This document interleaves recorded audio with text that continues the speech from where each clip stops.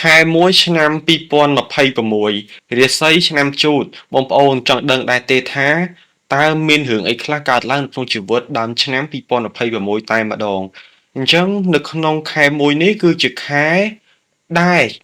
ប៉ះចំខែឆ្លូវប៉ុន្តែមិនទាន់ចូលទៅដល់ឆ្នាំមមីធាតុភ្លើងទេតទៅដល់ខែ2បានចូលទៅដល់ឆ្នាំមមីធាតុភ្លើងអញ្ចឹងលក្ខណៈដែលកើតចំឆ្នាំជូតនេះគឺនឹងមានរឿងសំណាងល្អកើតឡើងនៅក្នុងជីវិតនៅក្នុងខែ1ឆ្នាំ2026ហ្នឹងគឺជាខែប៉ះចំឆ្នាំខ្លួនឯងគឺជារឿងដែលផ្ទុះលាភទស្សនាងបើសិនបងប្អូនចេះរៀបចំធាតុបានត្រឹមត្រូវរៀបចំវត្ថុមង្គលវត្ថុសំណាងត្រឹមត្រូវមកកាន់ជីវិតខ្លួនឯងឬក៏រៀបចំងាយៗទេដូចជាពណ៌សំណាងក្បាលតនេគេនិងលេខសំណាងក៏ផ្ទុះសំណាងបានផងដែរអញ្ចឹងនៅក្នុងខែ1ឆ្នាំ2026ខ្ញុំសូមជំរាបប្រាប់បងប្អូនថាអញ្ចឹងមុននឹងចូលទៅដល់វីដេអូឆ្នាំថ្មីបងប្អូនជួយចុច Subscribe Like Share ម្នាក់មួយផងដើម្បីទទួលបាននូវវីដេអូថ្មីៗជារៀងរាល់ថ្ងៃអញ្ចឹងមុនចូលទៅដល់វីដេអូខ្ញុំសូមអរគុណទៅដល់វីរៈកងទ័ពដែលបានការពារមាតុភូមិទឹកដីប្រទេសជាតិទាំងមូលដែលជួបប្រទះទៅលើការឈ្លានពានរបស់ជនជាតិសៀមអញ្ចឹងក៏សូមឲ្យបងប្អូនកងទ័ពជួបមុខទទួលនៅសុខរឿងសុវត្ថិភាពជារៀងរាល់ថ្ងៃហើយជៀសផុតពីរឿងគ្រោះថ្នាក់ផ្សេងផងដែរហើយបងប្អូនដែលភៀសសឹកក៏សូមឲ្យទទួលបាននៅសុវត្ថិភាពដូចគ្នាហើយជៀសផុតពីរឿងគ្រោះថ្នាក់ទាំងឡាយហើយក៏សូមចូលរួមរំលែកទុក្ខទៅដល់វីរៈកងទ័ពដែលបានពលីជីវិតនៅក្នុងសមរភូមិហើយក៏សូមរំលែកទុក្ខនេះគ្នាដែរសម្រាប់បងប្អូន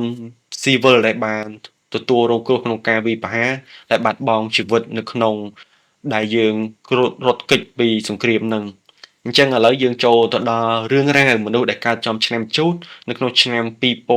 2026ដើមខែ1តែម្ដងអញ្ចឹងលក្ខណៈជូតចូលទៅដល់ខែ1គេហៅថាខែឆ្លូវអញ្ចឹងឆ្លូវប៉ះជូតគឺផ្ទុះលាភនិងហេងមែនតែនបើសិនជាជូតទៅប៉ះមមីម៉ែអានឹងបានឆុងអញ្ចឹងគេហៅជូតនៅហៅថានៅសក់កតុយចុងក្រោយឬសក់បិទវគ្គចុងក្រោយគឺជួបរឿងលាភរឿងសំណាងអញ្ចឹងបងប្អូនដែលកាត់ចំជូតអាចនឹងទទួលបានរឿងល្អរឿងឡើងមុខតំណែងលុយកាក់ចូលមកដល់សុភមង្គលក្នុងក្រុមគ្រួសារឬក៏រឿងល្អចូលមកកាន់ជីវិតបងប្អូនដកតថ្ងៃមមីថ្ងៃមមែខែមីខែមមែចេញទៅបងប្អូននឹងទទួលបានរឿងលាភរឿងជ័យនឹងហើយបើសិនទូរស័យបងប្អូនអត់មានគេហៅថាថ្ងៃខែឆ្លងទាំងអស់ហ្នឹងអញ្ចឹងក្នុងឆ្នាំ2026បើសិនជាបងប្អូនចង់រៀបចំប៉ប៉ែក្នុងសំណាងបងប្អូនគួរឆែកទូរស័យខ្លួនឯងព្រោះប៉ប៉ែក្នុងសំណាងនេះគឺអត់ទទួលផលល្អសម្រាប់មនុស្សដែលកើតចំឆ្នាំជូតឬក៏ឆ្នាំឆ្លូវទេអញ្ចឹងអាចនឹងទទួលបានរឿងរងគ្រោះច្រើនកុំចេះតែយកទៅតាំងទៅដាក់នៅកន្លែងក្នុងផ្ទះជាងប្រេះផ្ដាស់អញ្ចឹងខ្ញុំសូមជំរាបបន្តទៅថាបងប្អូនគួរតែរៀបចំវត្ថុមង្គលជាងកម្មខ្សែដៃរៀបចំឲ្យត្រូវធាតុកាត់ឆុងពាក់នៅប្រចាំខ្លួនយើងទៅវាល្អប្រសើរជាជាងយើងដាក់ប៉ប៉ែខ្ញុំជំរាបផងបែបហ្នឹងវាប្រសើរជាងដាក់ប៉ប៉ែយើងរៀបចំកម្មស្ដែកពាក់តាមធាតុទៅហេងជាងពាក់ប៉ប៉ែអញ្ចឹងនៅក្នុងហ្នឹងបើនិយាយអំពីរឿងរ៉ាវឆ្នាំជូតគឺហត់នឿយច្រើនមកហើយប្រហែលឆ្នាំនេះហើយចូលទៅដល់ក្នុងឆ្នាំ2026 2027នៅតែហត់នឿយ2028អាចធូរស្រាលអ្វីបន្តិចបន្តួចក៏ប៉ុន្តែ2026 27គឺពិបាកនឹងនិយាយនឹងជួបបញ្ហាច្រើនណាស់នៅក្នុងជីវិតជួបរឿងគ្រោះថ្នាក់នានាជួបរឿងខាតបង់នានាហើយវិបត្តិផ្លូវចិត្តក៏កើតមានច្រើនដែរនៅក្នុងឆ្នាំ2026ហើយរឿងកូនចៅអីមិនសូវយកចិត្តយកថ្លើមប្រហែលទេរស់នៅតែឯងចឹងទៅហើយហត់នឿយក៏មិនហ៊ានល្អូទៅទាំដែរហើយចេះតែខំប្រឹងបន្តទៀតដើម្បីជីវិតអញ្ចឹងធ្វើមិនទៀតបើជីវិតមនុស្សកាត់ឆ្នាំជួបអញ្ចឹងហើយបើស្មោះត្រង់ជាមួយនឹងមិត្តភាពរឿងរ៉ាវជាមួយនឹងបងប្អូនសាច់ញាតិវិញគឺលេខ1តែម្ដងសម្រាប់ខាត់ឆ្នាំជូតគេពឹងពាក់បានគ្រប់បែបយ៉ាងទាំងអស់ហើយយើងទៅពឹងពាក់គេវិញមិនងាយបានទេឆ្នាំជូតគឺបែបហ្នឹងយើងមានសន្តានចិត្តទលាយទៅគេប៉ុន្តែគេអត់បានគិតដូចយើងទេអញ្ចឹងមិនអីទេវាដូចជាយើងធ្វើបុណ្យជាមួយគេទៅដើម្បីទទួលបានរឿងសំណាងល្អចូលមកកាន់ជីវិតយើងឬក៏យើងទុកកសលផលបុណ្យហ្នឹងបន្តទៅទៀតក្រោយជាតិមួយតទៅទៀតអញ្ចឹងយើងធ្វើល្អមិនប្រកាសថាយើងបានផលល្អមកវិញភ្លាមទេអញ្ចឹងនៅក្នុងទស្សនវិជ្ជាទូទៅនៅក្នុងដើមឆ្នាំ2026ខែ1ឃើញថាការងារគឺគេហៅថាមានសភាពដែលល្អប្រសើរអាចនឹងឡើងតួនាទីឡើងលុយប្រាក់ខែបើយើងធ្វើការឲ្យគេក្នុងស្ថាប័នឬក្រុមហ៊ុនហើយខ្ញុំសូមដក កងទ័ពចេញខ្ញុំសូមដក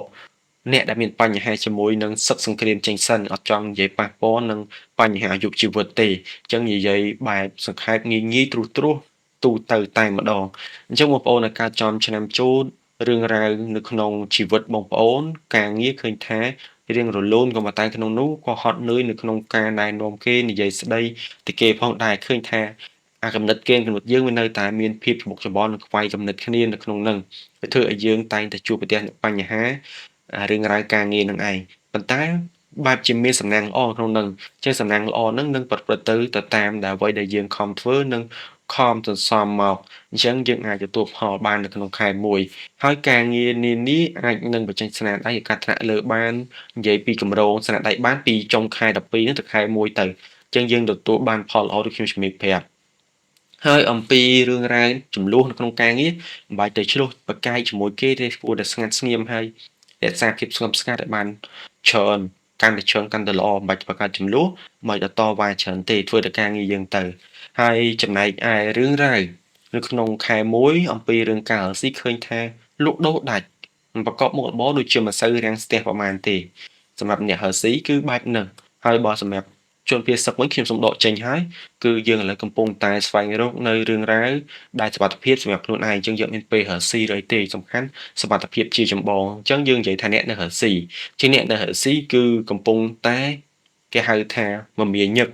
កំពុងតែក្នុងខែមួយគឺកំពុងតែមានរឿងលៀបកាត់ឡើងរកស៊ីលក់ដូរដាច់ហើយរវល់ច្រើនអញ្ចឹងអាចថាអបអរសាទរខ្លួនឯងទៅនៅក្នុងខែមួយអញ្ចឹងវាសនាអាចនឹងល្អប្រសើរមកវិញនៅក្នុងខែមួយហើយសម្រាប់លក់ដូរឃើញថាអត់អីទេលុយយើងរៀងកើនឡើងយើងជួបសំណាងល្អហើយសម្រាប់ការរកស៊ីគេជពាក់លុយយើងអីហ្នឹងយើងអាចលក្ខណៈទៅទាគេបានក្នុងខែមួយនឹងយើងនឹងជួបរឿងល្អហើយយើងអាចនឹងបានលុយហ្នឹងមកវិញខ្លះផងដែរអញ្ចឹងយើងអាចធ្វើទៅបាននៅក្នុងខែមួយនឹងសម្រាប់រឿងរ៉ាវទំនាក់ទំនងមនុស្សដែលកើតចំឆ្នាំជូតនៅក្នុងខែមួយវិញអញ្ចឹងទំនាក់ទំនងឃើញថាល្អប្រសើរការបញ្ចេកជជែកវែកញែកក្នុងការរស់នៅជាមួយក្រុមគ្រួសារឬក៏ទំនាក់ទំនងទូទៅជាមួយមិត្តភាពក្នុងការរកស៊ីអីក៏ដោយក៏មើលឃើញថាមានសភាពល្អផងដែរក្នុងនោះយើងនិយាយទៅក៏គេស្ដាប់យើងច្រើននិយាយទៅក៏គេយល់យើងច្រើនហើយគ្រឿងរ៉ាវតិចតួចទេរៀងខ្ទាស់សម្ដីរៀងឆ្លោះតិចតួចក៏ប៉ុន្តែយើងអាចសម្រួលមកវិញបាននៅក្នុងខែមួយហើយនឹងជួបប្រទះទៅលើគេហៅថាមិត្តភាពល្អៗថ្មីៗចូលមកផងដែរជូនបងប្អូនអាចទទួលយកបាននៅក្នុងចំណុចហ្នឹងបើសិនជាបងប្អូនមានមិត្តភាពចង់បង្កើតថ្មីរាល់តេតនខ្លួនឯងដែលចង់បង្កើតហើយសម្រាប់អំពីរឿងលុយកាក់ខ្ញុំជំរាបប្រាប់អញ្ចឹងគឺវាល្អប្រសើរនៅក្នុងខែមួយប៉ុន្តែពីខែ2ទៅគឺបងប្អូនគួរតែប្រយ័ត្នសម្រាប់អំពីស្នេហាអំពីទិដ្ឋភាពស្នេហាក៏ឃើញថាបងប្អូនដែលកើតចំឆ្នាំជូតក៏ជួបនៅរឿងល្អផងដែរស្នេហាប្រកបទៅដោយការដែលយល់ចិត្តគ្នាការដែលចេះអធ្យាស្រ័យឲ្យគ្នាច្រើនហើយឆ្លោះគ្នាអីហ្នឹងក៏អាចសម្រួលគ្នាវិញផងដែរនៅក្នុងខែមួយលួងលោមគ្នាបានក៏ប៉ុន្តែបើសិនជាបងប្អូនមានដៃគូស្នេហាជាមួយមនុស្សកើតចាំឆ្នាំមមីម៉ែពិបាកហើយយើងពិបាកជាជាងឆ្នាំផ្សេងចឹងបងប្អូនអាចថាជួបគ្នាទៅងាយត្រូវគ្នាចេះតែរស់នៅជាមួយគ្នាទៅមានភាពកម្មលកររស់នៅជាមួយគ្នាទៅចេះតែអត់ចេះអធ្យាស្រ័យយោគយល់គ្នាហើយសម្រាប់ដៃគូស្នេហាជាសង្សារបងប្អូនអាចនឹងមានភាពកម្មលករគ្នាច្រើនអញ្ចឹងគួរតែប្រយ័ត្នពាក្យសម្ដីនៅក្នុងនឹងរៀននិយាយអីដែលល្អៗរៀននិយាយអ្វីដែលផ្អែមល្ហែមចូលមកកាន់ជីវិតរៀងខ្លួនមិនថាយើងជាប្រុសជាស្រីទេហើយសម្រាប់អ្នកនៅ single ឃើញថាមានអ្នកស្រឡាញ់មានអ្នកហៅថាចាប់អារម្មណ៍លើខ្លួនយើងទទួលយកក៏បានស្នេហ៍នឹងហើយជាងបងប្អូនអាស្រ័យលើខ្លួនឯងទៅថាតើចង់បានស្នេហាមួយនឹងឬអត់ក៏ប៉ុន្តែក្នុងនោះបើសិនជាបងប្អូនរើសដៃគូស្នេហាជូតឬក៏ឆ្លូវគឺជាស្នេហាមួយដែលល្អសម្រាប់បងប្អូនអាចទទួលយកបាននៅក្នុងនោះហើយអំពីរឿងរ៉ាវសុខភាពវិញឃើញថាឆ្នាំជូតក្នុងខែមួយឃើញថាជំងឺរៀងចូលមកហើយរៀងអត់សូវស្រួលខ្លួនរៀងហត់នឿយច្រើនពិបាកចិត្តច្រើនធ្វើឲ្យសម្ពាធផ្លូវអារម្មណ៍ផ្លូវចិត្តកើនឡើងអារម្មណ៍យើងក៏អត់ធូរស្បើយទៅតាមនឹងដែរចឹងធ្វើឲ្យយើងឈឺជាវល់មុខឈឺក្បាលឡើងឈាមឬក៏ឡើងជាតិស្ករទំនោមប្រេតទំនោមផ្អែមដែលជំងឺយើងពីមុនហ្នឹងណាគេហៅថាជំងឺប្រចាំកាយធ្វើទុកចឹងបងប្អូនគួរតែរៀបចំសកួរថ្នាំសកួរអីទៅកុំបដាបដោយខ្លួនឯងហើយបើមានពេលទំនេរហាត់ប្រាណទៅមួយថ្ងៃ30នាទីទៅ1ម៉ោងទៅដើម្បីឲ្យសុខភាពរាងកាយយើងរឹងមាំហើយយើងទទួលបាននូវសុខភាពល្អផងដែរទទួលបាននូវហេតុ10%ក្នុងសុខភាពរបស់យើង ហើយអំពីរឿងរ៉ាវលេខសំណាងពណ៌សំណាងនិងទិសសំណាងខ្ញុំនឹងជំរាបប្រាប់ហើយបងប្អូនគួរតែយករឿងទាំងអស់នោះរៀបចំទៅនឹងទទួលបានរឿងហេង30%ចូលមកបន្ថែមទៀតនៅក្នុងខែមួយអញ្ចឹងខ្ញុំសូមជំរាបប្រាប់ថាបងប្អូនដែលកើតចំឆ្នាំជូតអំពីលេខសំណាងបងប្អូនអាចប្រើប្រាស់លេខ222បានលេខ222គឺជាលេខដែលទទួលនៅរោងផលរឿងទទួលរឿងលៀបលាភនឹងជ័យជំនះនិងទទួលបានមុនស្នេហ៍ក្នុងការរកស៊ីអញ្ចឹងវាធ្វើឲ្យបន្ទុះលាភនៅក្នុងនោះរកស៊ីតែម្ដងអញ្ចឹងត្រូវជាងគេគឺអ្នករកស៊ីក៏ប៉ុន្តែបងប្អូនអាចប្រើប្រាស់លេខនោះរួមជាមួយគ្នាទាំងរកស៊ីទាំងធ្វើការបាននឹងប្រកបឲ្យខ្លួនឯងនឹងទទួលបានលាភសំណាងនៅក្នុងជីវិតអញ្ចឹងលេខហ្នឹងបងប្អូនប្រើប្រាស់ជាមួយនឹងលេខកងធនាគារលេខទូរស័ព្ទដៃឬក៏បិទឆ្នៃទៅតាមជាក់ស្ដែងបើមិនសិនជាមានលុយមានកាក់ទិញម៉ូតូឡានថ្មីទៀតយើងរៀបចំលេខ222ហ្នឹងគឺដាក់ជាសាក់លេខឡានលេខម៉ូតូតែម្ដងទៅគឺល្អប្រសើរហ្មងហើយសម្រាប់ចិត្តនៅក្នុងថ្ងៃ2ថ្ងៃ22បានទៀតផងនៅក្នុងការបើកអាជីវកម្មរកស៊ីផ្សេងសម្រាប់អ្នកដែលចង់បើកអាជីវកម្មហើយសម្រាប់អំពីពណ៌សំណាងវិញអញ្ចឹងពណ៌សំណាងបងប្អូនដែលកើតចំឆ្នាំជូតបងប្អូនគួរតែប្រើប្រាស់នៅពណ៌ឈាមជ្រូក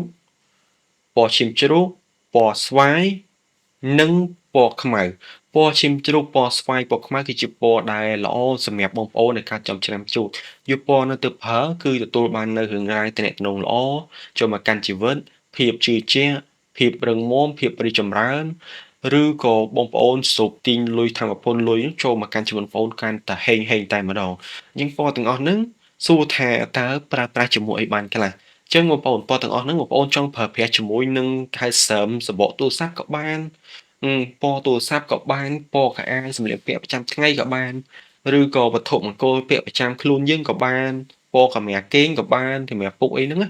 background យើងធ្វើការអីបានឲ្យឆ្នៃទៅបានសម្រាប់ពណ៌ទាំងអស់ហ្នឹងអញ្ចឹងគឺទទួលបាននឹងហេងតែម្ដងអញ្ចឹងពណ៌ទាំងអស់ហ្នឹងបងប្អូនឆ្នៃទៅតិចតួចអាចធ្វើទៅបានហើយដូចជាមិនពិបាកអីខ្លាំងណាស់ណាទេអញ្ចឹងងាយស្រួលទទួលវាផលល្អហើយអត់អស់លុយទៀតឃើញទេចំណេញទាំងពេលវេលាចំណេញទាំងចំណេះដឹងយើងហើយក៏ចំណេញទាំងថវិកាទៀតហើយសម្រាប់អំពីទិសសំណាងវិញអញ្ចឹងទិសសំណាងមនុស្សដែលកើតចំឆ្នាំជូតនៅក្នុងឆ្នាំ2026ខែ1ដើម្បីឲ្យផ្ទុះលាភបានបងប្អូនគួរតែធ្វើម៉េចក៏ដោយប្រើប្រាស់ទិសខាងកើតឲ្យបានច្រើនឬក៏កើតឈៀងជើងតែបន្តិចទេឬក៏ជើងឈៀងមកកើតឲ្យបានច្រើនបន្តិចនៅក្នុង0ហ្នឹងអញ្ចឹងបងប្អូនអាចទទួលបានផលល្អបងប្អូនអាចមានឱកាសទិញឡានទិញផ្ទះទិញដីថ្មីអីហើយជាពិសេសគឺផ្ទះហ្មងផ្ទះយើងទិញថ្មីឬក៏សាងសង់ថ្មីចំទិសហ្នឹងគឺហេងតែម្ដងតុកធ្វើការតុកគិតលុយតុកកន្លែងយើងធ្វើជាចំនួនរបស់យើងអាចប្រវាយទៅចំទិសដែលខ្ញុំជំរាបប្រាប់បានទិសកើតជាងជើងនឹងបានគឺល្អប្រសើរមែនតើសម្រាប់មនុស្សដែលកើតចំឆ្នាំជូតនៅក្នុងខែ1 2026ហើយបងប្អូនគួរតែរៀបចំទិញទូចទាំងខ្ញុំជំរាបប្រាប់ទៅដើម្បីទទួលបាននូវសំណាងល្អរឿងហេងចូលមកកាន់ជីវិតបងប្អូនអញ្ចឹងបើសិនជាបងប្អូនមានចម្ងល់ចង់សាកសួរខ្ញុំអំពីរឿងរ៉ាវសំណាងឬក៏បញ្ហាមនុស្សកាត់ឆ្នាំជូតនៅក្នុងឆ្នាំ2026ខែ1ដើមខែហ្នឹងបងប្អូនកុំភ្លេច comment ខាងក្រោមវីដេអូសាកសួរទៅឬបងប្អូនចង់សួរជាបែប private បងប្អូនអាចទាក់ទងមកកាន់លេខ Telegram ខ្ញុំបានផ្ទាល់តែម្ដងជាចុងក្រោយខ្ញុំបាទសូមអរគុណសូមគោរពលា